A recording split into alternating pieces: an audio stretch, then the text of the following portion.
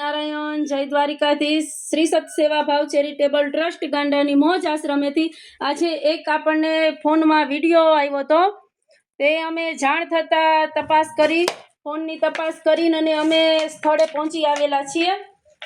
ત્યાં એક દાદા ખૂબ ખરાબ હાલતમાં છે અને જ્ઞાતિ શું છે શું નામ છે ખબર નથી। એના મકાનની અંદર કોઈ પણ વસ્તુ છે ગ્રહ કરેલ નથી અને ભાઈને લઈ જવા માટે અમે આવેલા છીએ અને અમારા આશ્રમે લઈ જઈ છીએ।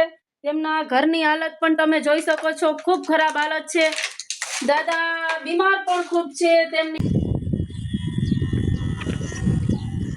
ભાવેશભાઈ લુવાણા છે જ્ઞાતિએ શેર બજારનું બહુ મોટું કામકાજ હતું।